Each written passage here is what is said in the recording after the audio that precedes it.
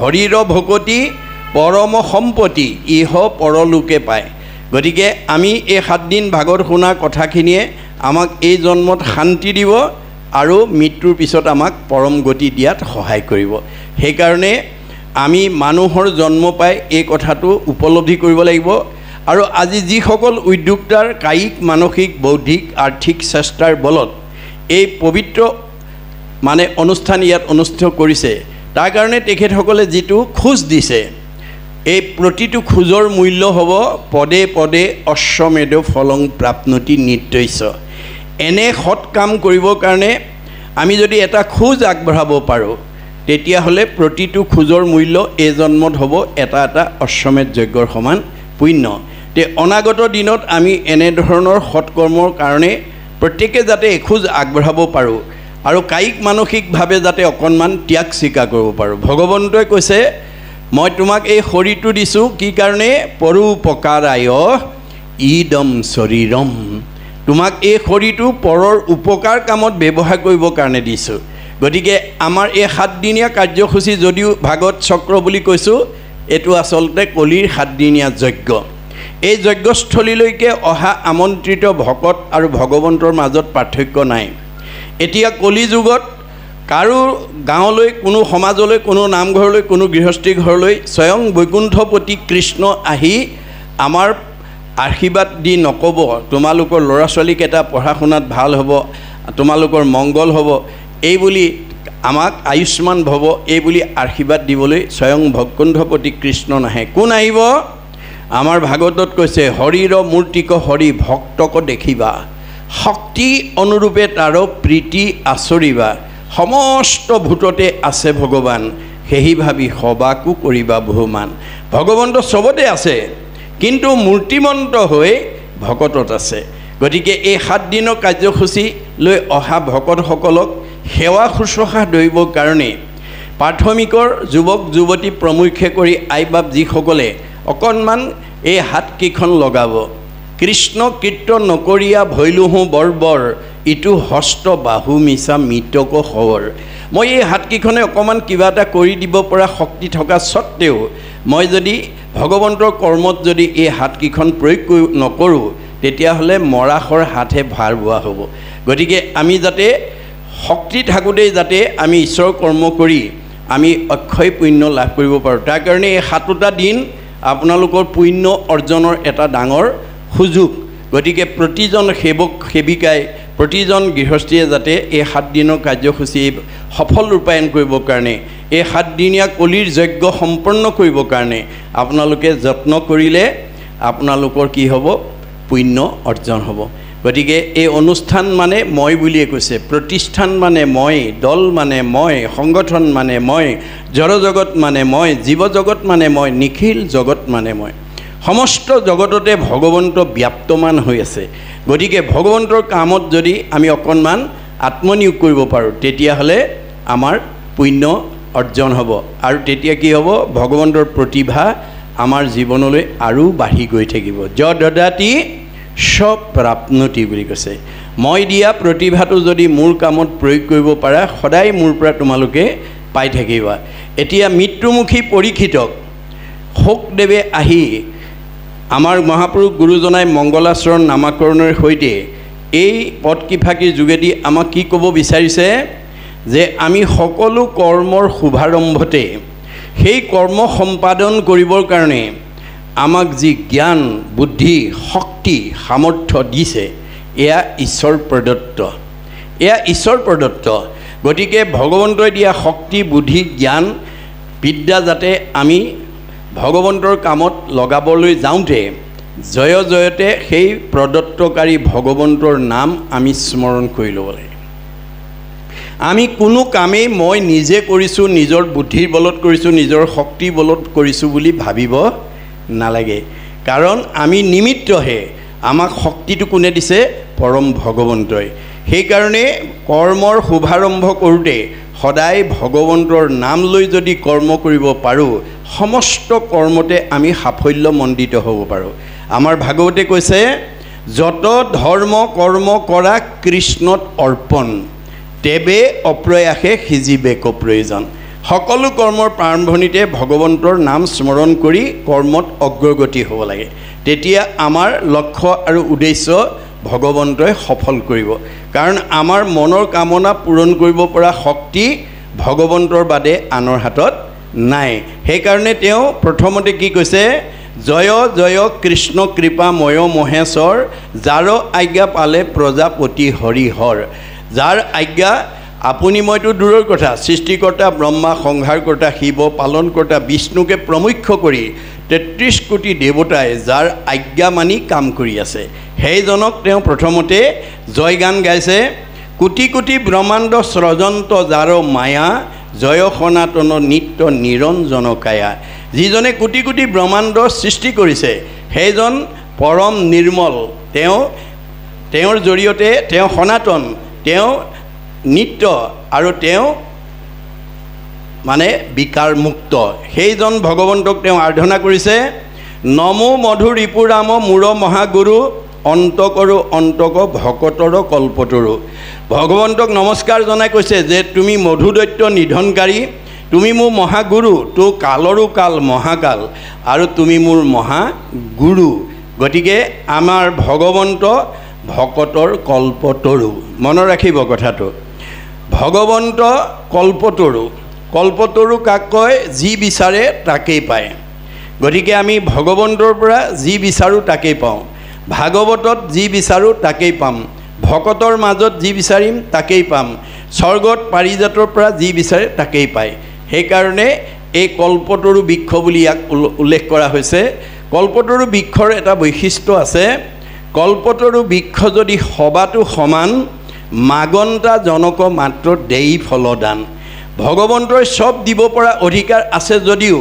নিবিচৰাজনক নিদিয়ে মনত ৰাখিব কথাটো আপোনাক কি লাগে আপুনি কি বিচাৰিছে আপোনাক কি বস্তুৰ প্ৰয়োজন সেইটো আপুনিহে জানিব কিন্তু আপোনাৰ প্ৰয়োজনীয়টো আপুনি বিচৰা বস্তুটো পাবলৈ হ'লে কল্পতৰু বৃক্ষ ভগৱন্তৰ ওচৰত আমি জনাব লাগে মনত ৰাখিব কথাটো আজি আমাৰ বহুত উঠি অহা প্ৰজন্মই এই কথা নজনাৰ কাৰণে বাঞ্ছিত ফলৰ পৰা বঞ্চিত হৈ আছে বহুতক লাগে কিবা এটা পাই কিবা এটা গণ্ডগোল কি হৈছে যে তেওঁ বিচাৰিব জনা নাই গতিকে ভাগৱতত আমি ভগৱন্তৰ ওচৰত কেনেকৈ আমাৰ বাঞ্ছিত ফলটো লাভ কৰিব পাৰোঁ সকলো নিয়ম নিবন্ধ কৰি থৈছে ইয়াত বান্ধি থৈছে সেইকাৰণে আমাৰ বৰ্তমান সমাজত ৬০ বছৰৰ ওপৰৰ বয়সৰ সকলতকৈ আমাৰ উঠি অহা যুৱক যুৱতীসকল বেছি ভাগৱত শুনিবলৈ আহিব লাগে নৱদম্পতীসকল বেছিকৈ ভাগৱত শুনিবলৈ আহিব লাগে কাৰণ তেওঁলোকৰ সৃষ্টিৰ কাৰ্য হাতত অব্যাহত আছে গতিকে আমাৰ আজি যিসকল ডেকা গাভৰু হৈ আছে কালিলৈ তেওঁলোকে সংসাৰ কৰিব লাগিব এইটো প্ৰকৃতিৰ নিয়ম এয়া ঋষিমুনিৰ প্ৰশ্ন যে আমি প্ৰকৃততে বিয়া বা আমি সংসাৰ কিয় কৰিব লাগে কিম অৰ্থে বিবাহম কি কাৰণে আমি বিয়া কৰিব লাগে আজি আমাৰ বহুত উঠি অহা প্ৰজন্মই নাজানে কিয় বিয়া পাতিব লাগে আমাৰ কিয় বিয়া পাতিব লাগে আমাৰ ঋগবেদত কৈছে অথ পুৰুষস্তাৱত সৰ্ব যত জায়াং ন বিন্দতে যত জায়াং বিন্দতে অথ প্ৰজায়তে তহি সৰ্বো ভৱতি কিয় বিয়া পাতিব লাগে আপোনালোকৰ আজি পৰমানন্দ গাঁওখনত বা প্ৰাথমিকত বসবাস কৰি থকা গৃহস্থী সকলে গুচি যোৱাৰ পিছত আজি যিসকল পিতৃ মাতৃ হৈ আছে সেইসকল গুচি যোৱাৰ পিছত আমাৰ এইখন ঘৰত এইটো পৰিয়ালত বংশ পৰিয়াল এৰি থৈ যাবৰ কাৰণে আমি পুত্ৰ কন্যা জন্ম দিবৰ কাৰণে বিয়া পাতিব লাগে কি অৰ্থে বিবাহম পুত্ৰাৰ্থে বিবাহম কি কাৰণ বিয়া পাতিব লাগিব পুত্ৰ কন্যা জন্ম দিবৰ কাৰণে বিয়া পাতিব লাগিব গতিকে কি অৰ্থে পুত্ৰম পুত্ৰ কি কাৰণে লাগিব পুন্নাম নৰকে তাৰ ইতিহি পুত্ৰহা পুন্নাম নৰকৰ পৰা পিতৃ মাতৃক উদ্ধাৰ কৰিবৰ কাৰণে পুত্ৰ কন্যা জন্ম দিব পুন্নাম নৰক পিতৃ মাতৃ জীৱনলৈ কেতিয়া নামি আহিব ৬০ বছৰৰ পিছত ৬০ বছৰৰ পিছত পুত্ৰ কন্যা জন্ম দিয়া পিতৃ মাতৃৰ জীৱনলৈ এটাৰ পিছত এটাকৈ পুন্নাম নৰক নামি আহিব নৰক মানে দুখ কষ্ট নামি আহিব যেনেকৈ আজি দেখা কিচকিচিয়া চুলিকেইডাল ৬০ বছৰৰ পিছত লাহে লাহে বগা হৈ আহিব কমনীয় শৰীৰটো সুতুৰা সুতুৰ পৰিব, দৃষ্টিশক্তি কমি যাব, শ্ৰৱণ শক্তি কমি যাব, টান টান বস্তু চুবা দাঁতকেইটা খুলুক ধুলুক হ'ব, যাওঁ বুলিলে যাওঁ, খাওঁ বুলিলে খাওঁ বোলা দেহাটোৰ মুখৰ আগত কোনোবাই এমুঠি নিদিলে খাবলৈ নোপোৱা হ'ব। সেই সময়ত আমাক জন্ম দিয়া পিতৃ মাতৃক সেৱা শুশ্ৰূষা ধৰিবৰ কাৰণে আমি পুত্ৰ কন্যা জন্ম দিব লাগিব। কিন্তু কোন পুত্ৰই সেইটো কাম কৰিব? আমাৰ ভাগৱতত কৈছে, পুত্ৰেও তৰাইবে বুলি শুনি আছা শাস্ত্ৰ, বৈষ্ণৱ পুত্ৰক লাগি বুলি আছে মাত্ৰ। আমাক তৰাব বুলি কৈছে শাস্ত্ৰই, সঁচা, কিন্তু বৈষ্ণৱ পুত্ৰ জন্ম দিব লাগিব। অবৈষ্ণৱ পুত্ৰ যদি উপজে বংশত, স্বৰ্গ হন্তে পিতৃক পেলাৱে নৰকত। যদি আমি অবৈষ্ণৱ পুত্ৰ জন্ম দিওঁ, তেতিয়াহ'লে স্বৰ্গত থকা পিতৃকো নৰকলৈ নমাই আনিব। আজি আপোনালোকে দেখিছে বাস্তৱ জগতখনত বহুত পিতৃ মাতৃয়ে ল'ৰা ছোৱালী পঢ়াই শুনাই কাৰোবাক ডক্টৰেট উপাধি দিছে, কাৰোবা ডাক্তৰ, ইঞ্জিনিয়াৰ, অফিচাৰ, প্ৰবক্তা, অধিবক্তা, বহুত উচ্চ পদস্থ বিষয়ত চাকৰি কৰা যোগ্য অৰ্জন কৰি দিছে।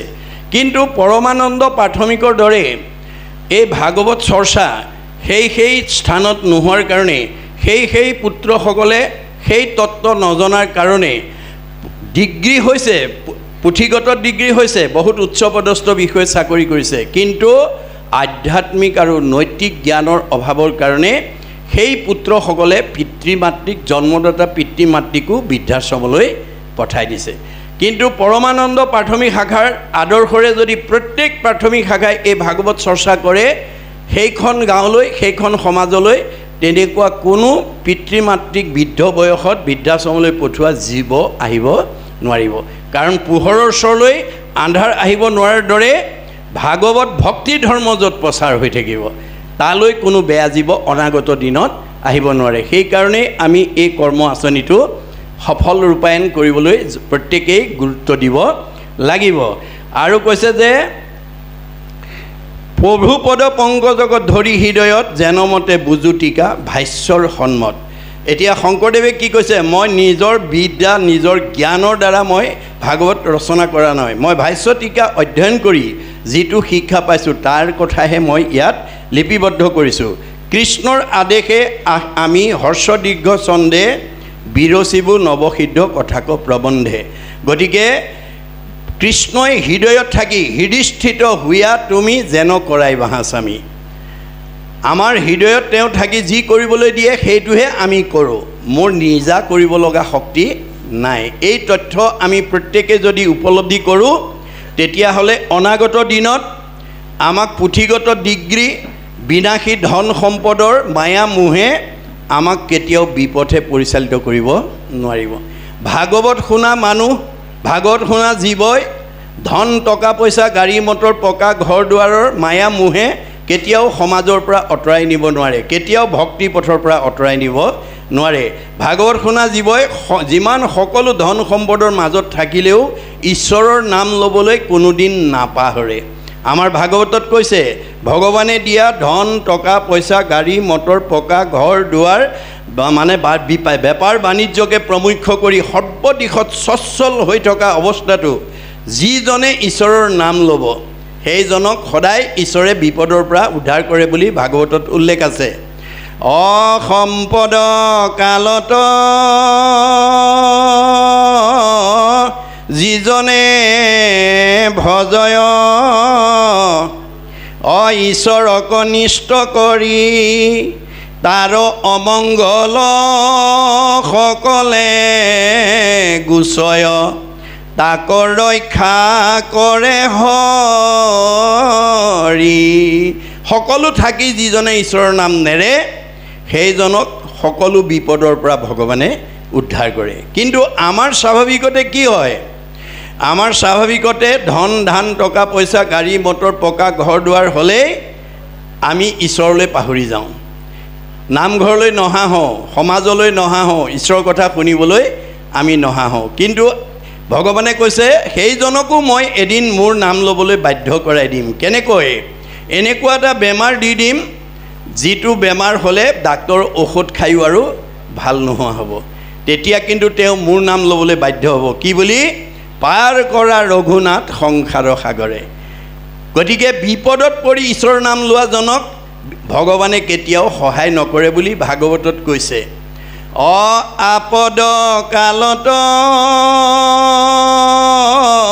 যিজনে ভজয় এই ত্ৰাহি ত্ৰাহি বুলি তাংক প্ৰতি তুষ্ট হৈবন্ত ঈশ্বৰ ইটো কোন শাস্ত্ৰে কহে আপদ কালত ত্ৰাহি ত্ৰাহি বোলে নুপুলে সম্পদ কালে তাংক প্ৰতি তুষ্ট হৈবন্ত ঈশ্বৰ ইটো কোনো শাস্ত্ৰ কহে আমাৰ বিপদত পৰিলে ঈশ্বৰৰ নাম লয় কিন্তু সম্পদত নলয় বিপদত পৰিলে সমাজ বিচাৰে কিন্তু সম্পদৰ সময়ত সমাজৰ লগত সম্পৰ্ক নাৰাখে আমি সমাজপ্ৰিয় জীৱ man is a social animal মানুহ সমাজপ্ৰিয় জীৱ গতিকে আমি সম্পদ বিপদ সকলো সময়তে আমি সমাজৰ লগত সম্পৰ্ক ৰাখি চলিব লাগিব সমাজখনক কেনেকৈ আমি আগবঢ়াই নিব পাৰি তাৰ কাৰণে যত্ন কৰিব লাগিব তেতিয়া সেইজন সমাজপ্ৰিয় ব্যক্তি যিজনক সমাজে ভাল পায় সেইজনক ভগৱন্তই ভাল পায় যিজনক সমাজে বেয়া পায় সেইজনক ভগৱন্তই বেয়া পায় গতিকে আমি সমাজে ভাল পোৱা কাম কৰি যাতে সমাজৰ পৰা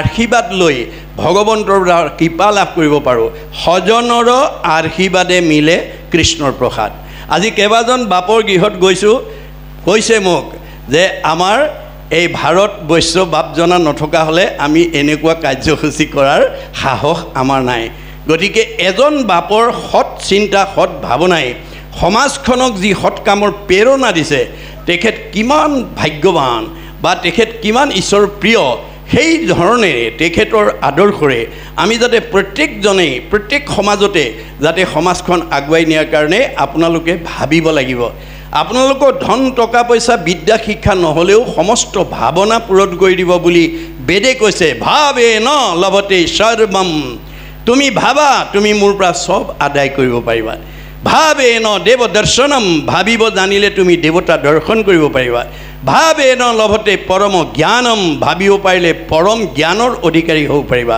তস্মাৎ ভাৱ অৱলম্বনম আমি জীৱনত ভাল কাম এটা কৰিম বুলি ভাবিব লাগিব গতিকে সমাজৰ কাৰণেই হওক অনুষ্ঠানৰ কাৰণেই হওক প্ৰতিষ্ঠানৰ কাৰণেই হওক দল সংগঠনৰ কাৰণেই হওক দহৰ উপকাৰ কাৰণেই হওক সদায় আপুনি গঠনমুখী চিন্তাত ভগৱানে দিয়া প্ৰতিভাটো যাতে আমি প্ৰয়োগ কৰিব পাৰোঁ তেতিয়াহ'লে ভগৱন্তই আপোনাক সদায় প্ৰতিভাবান কৰি ৰাখিব আপুনি কেতিয়াও পিছলৈ যাব নালাগে কাৰণ আমাৰ মনৰ ভাৱনাবিলাক পূৰণ কৰিবৰ কাৰণেই ভগৱন্ত আমাৰ হৃদয়তে অৱস্থান কৰি আছে বুলি কৈছে সমস্ত ভূতৰে মই আছোঁ হৃদয়ত সকলোৰে হৃদয়তে মই অৱস্থান কৰিছোঁ কি কাৰণে কৰি আছোঁ যাদৃশী ভাৱনা জৈশ্য সিদ্ধি ভৱতি তাদৃশী গতিকে আমি যেনেকৈ ভাবিম আমাৰ ভাৱনাবিলাক তেনেকৈ ভগৱানৰ পৰা পূৰণ কৰিব পৰা অধিকাৰ আমাৰ হাতত আছে গতিকে আমি ভাগৱত শুনি আমি কেনেকৈ ভাবিব লাগে সেই নিয়ম আমি আজি শিকিবলৈ আহিব লাগে আজি বহুতৰ ধন টকা পইচা থাকে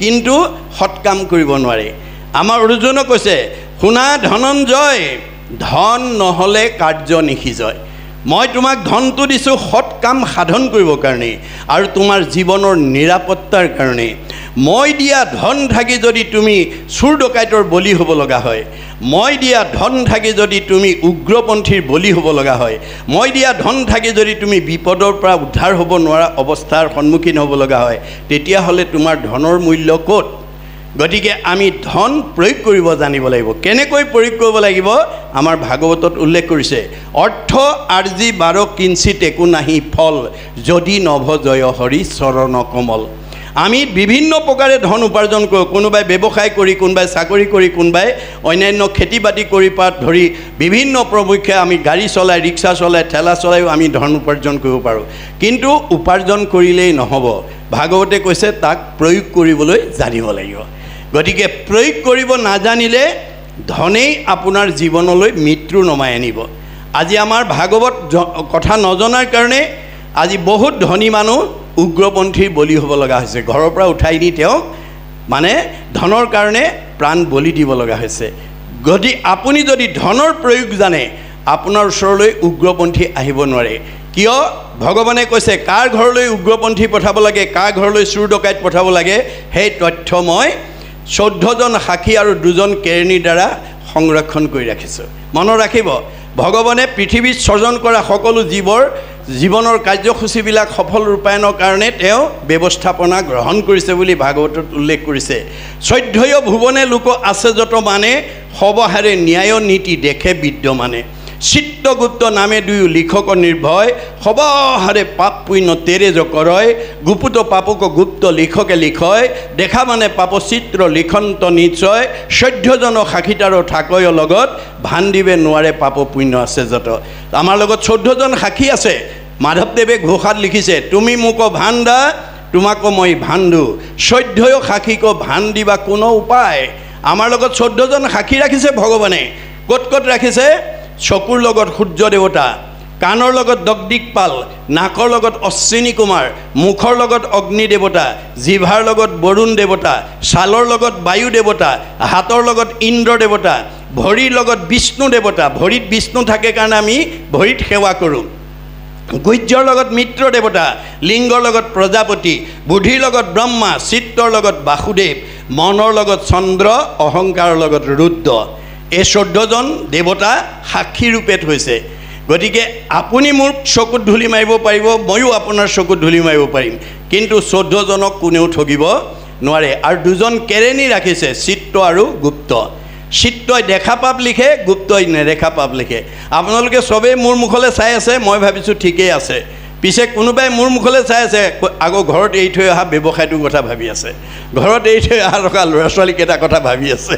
তেতিয়া গুপ্তই ক'ব গোপাল থকাও হয়, মাধৱ থকাও হয়, কিন্তু তেওঁলোকে ঘৰৰ এই ব্যৱসায়ৰ কথা ভাবি আছিলে। কল্পনা আৰু মাধৱীও থকাটো হয়, কিন্তু তেওঁ ল'ৰা ছোৱালীকেইটাৰ কথা ভাবি আছে, ইত্যাদি ইত্যাদি। গতিকে কোনে কি ভাবিব আপোনাৰ মনৰ ভাৱনাটো ভাগৱতৰ পৰা অঁতৰাই নিব পাৰিলে ঈশ্বৰে নম্বৰটো কমাই দিব পাৰিব। কাৰণ নহ'লে আজি ইয়ালৈ অহা সকলোৱে 100%, 100% পুণ্য আমাৰ আজি উপাৰ্জন হ'ব। আমাৰ আজি ইয়ালৈ অহাৰ লগে লগে উপজয় পুণ্য, পাপ হুৱে দূৰ, মিলে মহামুখ্য, সুখ প্ৰচুৰ। আপুনি মনে ভবা সুখ পাই যাব যদি পাপ দূৰ কৰিব পাৰে। আপুনি মনৰ পৰা পাপবিলাক দূৰ কৰিব পাৰিব লাগিব। পাপ দেখুৱাই দিয়া বস্তু নহয়, ই মনৰ কিছুমান বেয়া গুণ, কুবুদ্ধি, অসৎ চিন্তা, অসৎ ভাৱনা, অসৎ পৰিকল্পনা, কুসংস্কাৰ, অন্ধবিশ্বাস, মনৰ সংকীৰ্ণতা, কুপৰম্পৰা। এই বেয়া ভাৱবোৰ যাৰ হৃদয়ত থাকিব তাৰ চিন্তা ভাৱ কৰ্মবিলাক বেয়া হ'ব। বেয়া কৰ্ম কৰি ভগৱন্তৰ পৰা আমি কেতিয়াও ভাল ফল পাব নোৱাৰোঁ। গতিকে আজি ভাগৱতলৈ অহা সকলোৱে যদি একান্ত মনে কৃষ্ণ কথা শুনি দিয়ে, চবকে যদি সমান নম্বৰ দি দিব লগা হয়, তেতিয়া ভগৱন্তৰ মায়াৰ বজাৰখন বন্ধ হৈ যাব। সেইকাৰণে ভগৱন্তই কি কৈছে? অৰ্জুনক কৈছে, অৰ্জুন মই পৰমানন্দ প্ৰাথমিকৰ 7 দিনৰ ভাগৱত নিমন্ত্ৰণ পাই ভাগৱত শুনিবলৈ অহা সকলোৱে যদি ভাগৱত একান্ত মনে শুনি দিয়ে, চবকে যদি সমান নম্বৰ দি দিব লগা হয়, তেতিয়া মোৰ বজাৰ বন্ধ হৈ যাব।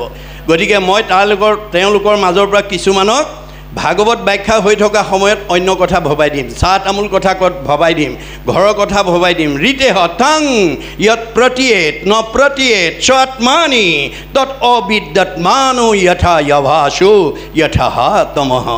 আপোনাৰ মনটো ভাগৱতৰ পৰা আঁতৰাই নিব পাৰিলেই নম্বৰ কমাই দিব। তেতিয়া আমি পুণ্য নম্বৰ আমাৰ আজি ইয়াত থকাসকলৰ মাজত পুণ্য নম্বৰ কম বেছি হৈ যাব পাৰে। সেইকাৰণে অৰ্জুনক সতৰ্ক কৰি দিছে, তুমি জীৱনৰ যিটো দিনত যিটো মুহূৰ্তত মোৰ পৰম মংগল ঈশ্বৰৰ কথা শ্ৰৱণ কৰিবলৈ তুমি সৌভাগ্য ল'ব পাৰিবা, সেইদিনা তোমাৰ মানে সদানন্দ প্ৰাথমিক। গতিকে প্ৰাথমিকৰ নামটো মোৰ অকণমান ভুল হৈছে দেই, ক্ষমা কৰিব। সদানন্দ প্ৰাথমিকে অনুষ্ঠিত কৰা অনুষ্ঠানত যদি সকলোৱে সমানে শুনি দিয়ে, তেতিয়াহ'লে মই সকলোকে সমান নম্বৰ দিব লগা হ'লে মোৰ মানে মায়াৰ বজাৰখন বন্ধ হৈ যাব। সেইকাৰণে মই মায়া নামৰ শক্তিৰ দ্বাৰা মই কাৰোবাৰ মনটো অঁতৰাই নিয়াৰ কাৰণে চেষ্টা কৰিম। এইটো ভগৱন্তৰ ৰহস্য, এইটোৰ নাম মায়া। মায়া মা পদে নেতিবাচক নাই, ইয়াৰ পদে ইতিবাচক আছে। যিটো বস্তু আজি আছে কালিলৈ নাই, সেইটোৱেই মায়া। আমাৰ মনটো যাতে আজি আছে কালিলৈ নাইকিয়া বস্তুৰ ফালে ধাবিত হ'ব নোৱাৰে, তাৰ কাৰণে আমি সজাগ হ'ব লাগিব, সচেতন হ'ব লাগিব। অৰ্জুনক কৈছে, অপৰম মংগল নাম যিপুন শ্ৰদ্ধায়ে শুনৈ, হৰৈ পাপ তাহাৰ দুগুণ এ অনিচ্ছাত এক গুণ শ্ৰদ্ধাত দুগুণ নাম এহিমতে বুজিবা অৰ্জুন যিমান শুনিব সিমান আপোনাৰ পুণ্য বেছিকৈ আঁতৰ হৈ যাব পুণ্য আহৰণ হ'ব আৰু পাপ আঁতৰ হৈ যাব আপুনি যদি অন্য মনস্ক হৈ কৃষ্ণ কথা শুনে তেতিয়াহ'লে আপুনি পুণ্যৰ নম্বৰটো কমাই পাব আজি বাস্তৱ জগতখনলৈ যদি আমি চাওঁ তেতিয়া দেখা পাম স্কুলৰ একেখনেই ছাত্ৰ ছাত্ৰী একেখিনি মেট্ৰিকৰে ছাত্ৰ ছাত্ৰী প্ৰশ্ন কাকত একেখনেই ফলাফল বেলেগ বেলেগ একেখন স্কুলৰ ছাত্ৰ একে মাষ্টৰে পঢ়ুৱা একেখন প্ৰশ্ন উত্তৰ লিখি কোনোবাই ষ্টেণ্ড কৰে কোনোবাই ডিষ্টিংশ্যন পায় কোনোবাই ষ্টাৰ পায় কোনোবাই লেটাৰ পায় কোনোবাই ফাৰ্ষ্ট ডিভিজন কোনোবাই ছেকেণ্ড ডিভিজন কোনোবাই থাৰ্ড ডিভিজন কোনোবাই ফেইল কৰে ৰহস্য ক'ত এই ৰহস্য ভেদ কৰিব লাগিব ভাগৱতে কৈছে ৰহস্যক জানে যিটো লোক সততে কীৰ্তন কৰে মোক ধৰি দৃঢ়ব্ৰত কৰি যত্ন বিপৰীত বহুত যত্ন কৰি আজি ভাগৱত শুনিবলৈ আহিব লাগিব তেতিয়াহে পৰকালৰ ৰত্ন আমি সংগ্ৰহ কৰিব পাৰিম আৰু ছাত্ৰ ছাত্ৰীসকলেও ঠিক তেনেকৈ আমাৰ দাৰ্শনিক পণ্ডিতে কৈছে মোৰ ইউ ৰিড মোৰ ইউ লাৰ্ণ তুমি যিবিলাক ছাত্ৰই বেছি অধ্যয়ন কৰিব সি বেছি জ্ঞান আয়ত্ব কৰিব বেছি জ্ঞান আয়ত্ব কৰা ছাত্ৰৰ ফলাফল আনতকৈ ভাল হ'ব কম পঢ়াজনৰ মধ্যম পঢ়াজনে মধ্যম ফলাফল কম পঢ়াজনৰ কম ফলাফল গতিকে ছাত্ৰানাং অধ্যয়নং তপ আমাৰ নীতিবচন কৈছে যে আমি ছাত্ৰ জীৱনত অধ্যয়নটোৱে আমাৰ তপস্যা ৰূপে ল'ব লাগিব এই কথা ভাগৱতে কৈ আছে